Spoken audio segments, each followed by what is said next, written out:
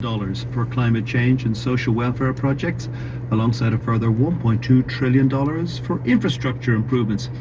Together, that is more than the entire GDP of Germany. And that's what President Biden wants to get through Congress in order to kickstart US growth post-COVID and boost the incomes of less well-off Americans. If approved, it could have a huge impact on the global economy as well. But Joe Biden had to make a rare and surprise visit to Capitol Hill to prevent both of his big spending plans being junked by his own party. His message to the press as he met key Democrats in Congress was, slow down and be patient. It doesn't matter when. It doesn't matter whether it's in 6 minutes, 6 days, or 6 weeks. We're going to get it done.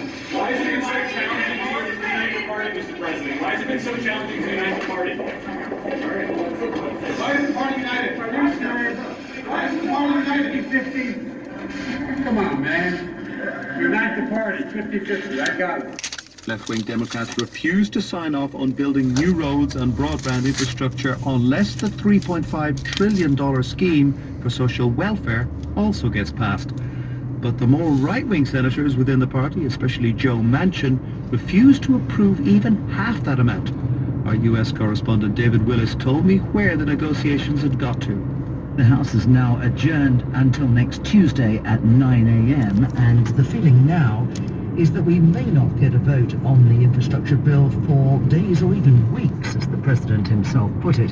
What the President has done, I think, with his pep talk to party members today is say basically, we don't need to rush on this, but we do need to find a way of resolving our differences so that we can pass these pieces of legislation in tandem. So that means no vote in the House until agreement has been reached to get the social spending bill through the Senate. As you said, Joe, some moderate Democrats believe the price tag for that bill is way too high, at $3.5 trillion. They're reluctant to sign off on anything larger than $1.5 trillion. And the White House has mooted a compromise of something between 1.8 and 2.2 trillion. So the talking continues.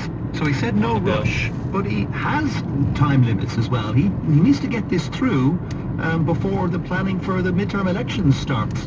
Yes, that's right. And even more pressing is the deadline for raising the country's debt ceiling. That's its ability to borrow money. That deadline is just over 2 weeks away now, and the Treasury Secretary, Janet Yellen, has warned that the world's largest economy faces the unprecedented threat of defaulting on its debt for the very first time unless Congress takes action by the 18th of October. So even more pressing than the debate over legacy legislation such as infrastructure, social spending and so on, are the talks on the debt limit, keeping the government-funded. Congress approved a stopgap measure in regards to the latter only hours before the midnight deadline on Thursday, but that only keeps the